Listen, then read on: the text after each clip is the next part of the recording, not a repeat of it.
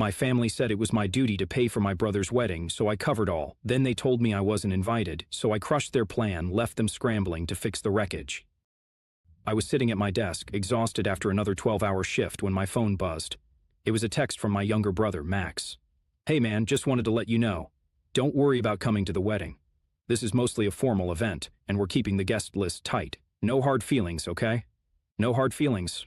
No hard feelings. I paid for everything, the venue, the catering, the band, the decorations, even the wedding dress. It wasn't even my idea, I never offered, but my parents guilt-tripped me, saying, 'You're the successful older brother. It's your responsibility to help your family.' So, like a fool, I did.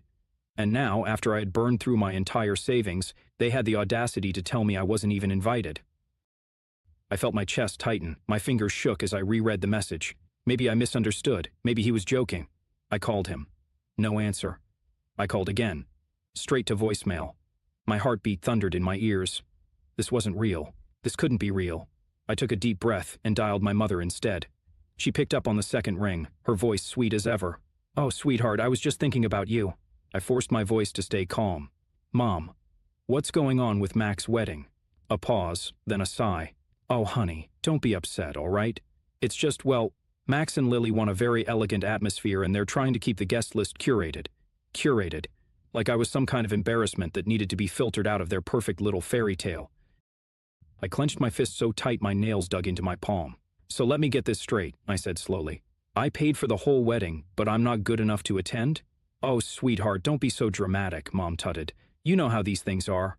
It's not about you, it's just that Lily's family is very particular about the kind of guests." "The kind of guests?" My voice rose.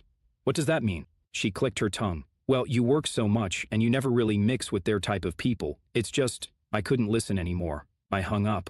I gripped my phone so hard I thought I might break it. My whole life I had sacrificed everything for my family. I had always been the responsible one, the dependable one, and this was my reward. I stared at the ceiling, my mind racing. No, this was the last time they would ever use me. I should have seen this coming. This wasn't the first time my family had used me. It was just the biggest betrayal. Ever since I was a kid, my parents had drilled one lesson into me. Family comes first. But what they really meant was, you will sacrifice everything so we don't have to. Max was always the golden child, the charming one, the funny one, the one who, according to my parents, was destined for greatness. And me? I was the workhorse, the reliable one, the one who was expected to be responsible, while Max coasted through life without consequences. When we were kids, I had to share everything with him. If I got a new toy, Max would cry until I gave it to him. If I got a bigger piece of cake, my mother would cut it in half and hand the rest to me. "He's your little brother," she would say. "You should take care of him." And I did. I gave him everything. In school, when Max got into trouble for not doing his homework, my mother begged me to help him out.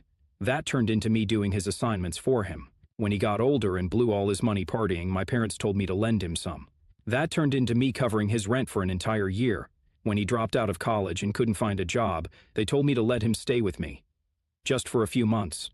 That turned into 2 years, and I let it happen. I let them turn me into his safety net, his personal ATM, his problem solver. Because every time I pushed back, I got the same response. "But he's your brother." It was always framed as my duty, my responsibility, my burden to carry. Then Max met Lily, and suddenly everything became about the wedding. My parents were thrilled. Finally, their golden child was doing something right. They started planning the event as if it were a royal affair. "This is a once-in-a-lifetime moment," my mother gushed. "We have to make it special." And by we, she meant me.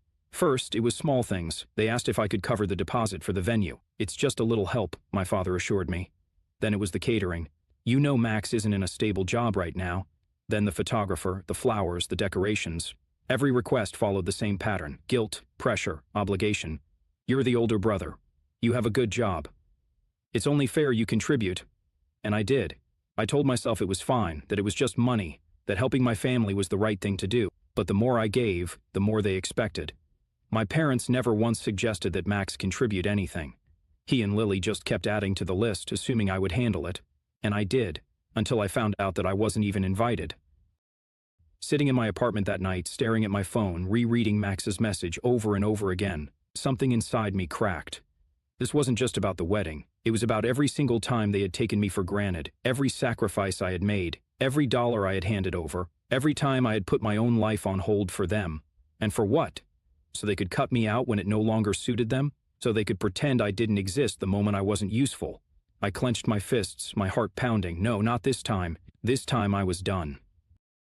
I didn't sleep that night. I lay in bed, staring at the ceiling, my mind racing. Over and over I replayed every time my family had used me, every time I had put them first, every time I had told myself that I was doing the right thing, that family was supposed to help each other, and every single time they had repaid me with nothing but entitlement. By morning, my anger had hardened into something cold and final. I was not going to let this go, not this time. I called my mother first. She picked up on the second ring, her voice bright and cheerful. "Oh, sweetheart, are you excited for the big day?" I forced myself to stay calm. "Tell me something, Mom. Why wasn't I invited?" A pause. "Oh, honey, don't start this again. We talked about it." "No, you talked." I want an answer. She sighed dramatically like I was being unreasonable. "Sweetheart, it's not personal. It's just, you work so much, and you're not really part of their social circle. It would be awkward." I clenched my jaw. "Awkward?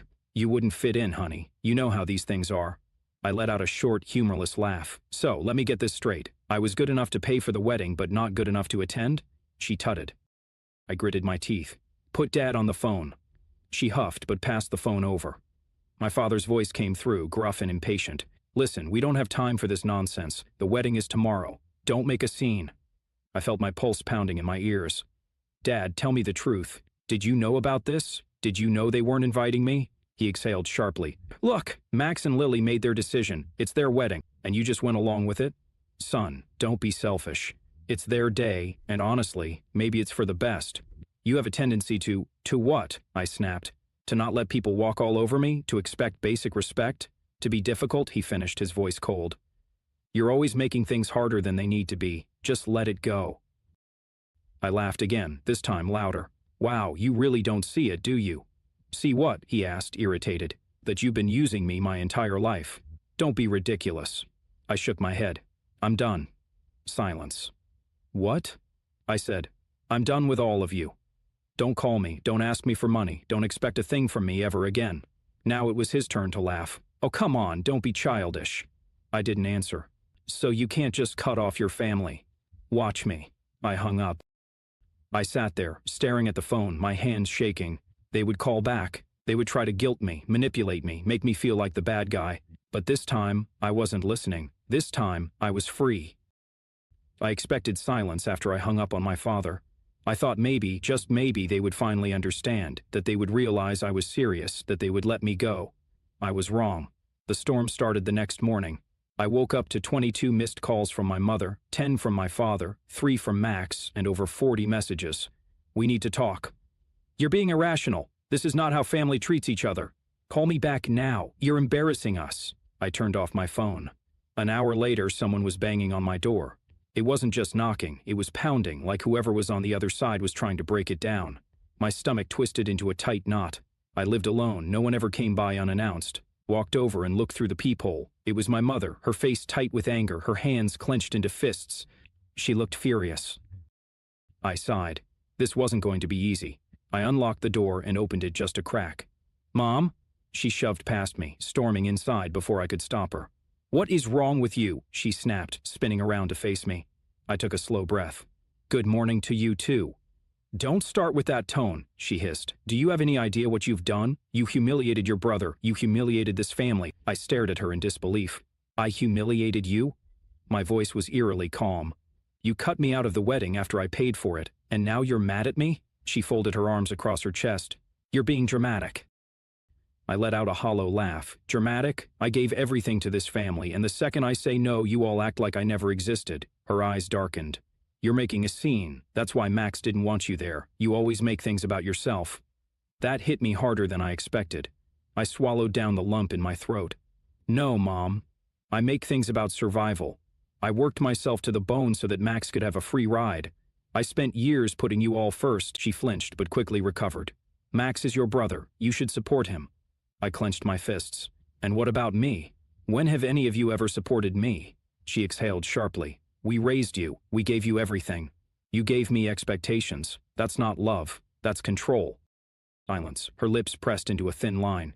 "Fine," she said coolly. "If that's how you feel, then you can deal with the consequences." I narrowed my eyes. "What consequences?" Her gaze was cold, calculating. You think you can just cut us off? That's not how this works. You'll see the consequences. I stepped closer, my voice slow.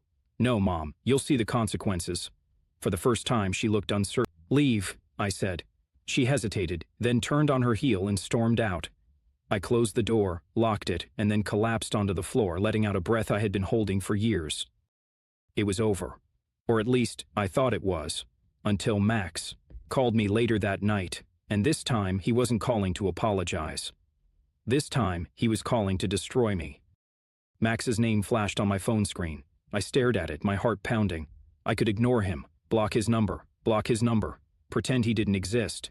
But something inside me whispered, no, pick up, end this. So I did. Hello. His voice was sharp, angry. What is wrong with you? I leaned against the counter, gripping the phone tightly. Excuse me. You just cut off Mom and Dad just like that. I exhaled slowly. You're such a selfish bad guy, I laughed, the sound bitter. I'm selfish? Yes, he shouted. You abandoned your own family after everything they did for you. I shook my head. Everything they did to me, you mean? Oh, don't start with that victim complex. His voice dripped with disdain. You think you're some kind of martyr? Newsflash, dude, no one cares. I clenched my jaw. Then why are you calling me, Max? Silence. I smirked. You need money, don't you? More silence. Then, low and quiet, he said, I shouldn't have to ask. A laugh burst from my lips. Oh my God, you actually think I owe you? You're my brother. No, Max, I was your wallet. His breath hitched, like he wasn't expecting me to say it out loud. You're such a disappointment. And you, I said, silence again, but this time there was something else there, something darker. You're going to see the consequences, he said finally. A chill ran down my spine. What's that supposed to mean? You'll see. Then he hung up. I stared at the screen, my pulse hammering. Something wasn't right, and I was about to find out exactly what. It started small, a denied transaction on my credit card, a strange email from my bank asking if I had recently changed my address. Then, a week later, I woke up to find my account drained. Every penny gone.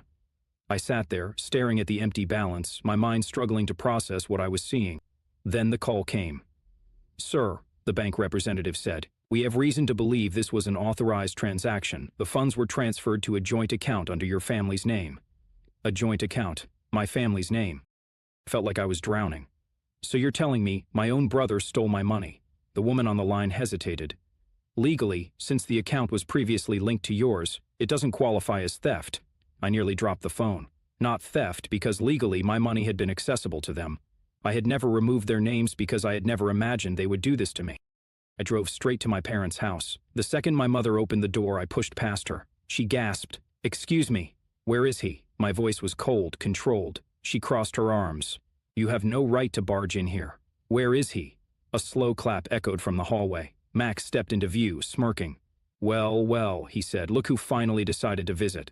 I saw red. I lunged at him, grabbing his collar, shoving him against the wall. "Give it back." He didn't flinch, he just smiled. "No." I shoved harder. "I swear to God, Max." "What?" He snoot. "Go hit me. Go ahead. Prove to Mom and Dad what a bad guy you are." I froze. He wanted this. He wanted me to lose control, to give them a reason to turn this all on me. I let go, stepped back. Max smoothed his shirt. "Smart choice." I turned to my parents. "You let him do this?" My father shrugged. "You should have stayed loyal to your family." Something inside me shattered. I took a step back, looking at them, really looking at them for the first time. They didn't care. They never had. They never would. I exhaled. "Okay." Max frowned. "What?" I smiled. "Okay." Then I walked out. It took 2 months to rebuild. I filed a fraud claim. It was denied. I hired a lawyer. He told me I had a case, and I sued them. I sued my own family. Max, of course, played the victim. He cried on social media about how money tore us apart. My parents begged me to drop it. But I didn't. Because this time I wasn't saving them. This time I was saving myself. The lawsuit dragged on, but in the end, I won. The judge ruled in my favor. Max was forced to pay back every cent, and when he couldn't, his precious wedding fund was seized, his car repossessed, his perfect life destroyed. And my parents? They called, they begged, they said they were sorry. I blocked their numbers. And for the first time in my life, I was finally free. Update. It's been a year without phone calls demanding money, a year without waking up to panicked messages about someone in the family needing my help, a year without feeling like my entire existence was meant to serve everyone but myself. For the first time, I'm free. It wasn't easy. Cutting them off felt like tearing off a part of myself. No matter how much they hurt me, they were still my family. There were nights I lay awake, wondering if I had done the right thing, if I had gone too far, if I was truly as selfish as they said. But then I'd remember everything, the years of being used, the emotional blackmail, the money I worked for only to watch it disappear into their hands, the wedding, the betrayal. That's when the guilt would fade, and all that remained was a quiet, overwhelming sense of relief. Max is gone. He cut me off completely after the lawsuit, deleted me from social media, blocked my number. I haven't heard a single word from him since. My parents, though, they tried to hold out at first. They were furious. They called me every name in the book. They told the entire extended family that I had turned my back on them, that I was heartless, that I was ungrateful after everything they had done for me. But then, months later, the tone shifted. A few weeks ago, my mother sent me a message. "Son, let's talk. We all made mistakes. You don't want to live with regret, do you?" I stared at the screen for a long time. Regret? What exactly was I supposed to regret? That I stopped letting them treat me like a walking ATM? That I finally put myself first? And yet, I hesitated. Because as much as I wanted to believe I had moved on, there was a part of me that still craved what I never had, a real family, a mother who loved me for more than what I could provide, a father who saw me as something more than a financial backup plan, a brother who actually cared, and a small, foolish part of me wondered, had they changed? I didn't respond. I told myself I needed more time. A few days later, another message came. "Your father and I miss you. Max wants to make amends too. Let's sit down and talk, just once. No expectations, no pressure." I laughed when I read it. No expectations, no pressure? That's what they always said right before they asked me for something? Still, the thought gnawed at me. What if, after everything, they really did want to fix things? What if this was my chance to have the family I had always wanted? Or what if this was just another trap? I haven't answered them yet. I don't know if I will, because I know how this goes. I let them back in, and for a while everything will seem fine. They'll play nice, act loving, tell me they've changed, and then, one day I'll get a message, "Hey, we're struggling with some bills right now. Max just needs a little help getting back on his feet. We knew we could count on you." And suddenly, I'll be right back where I started.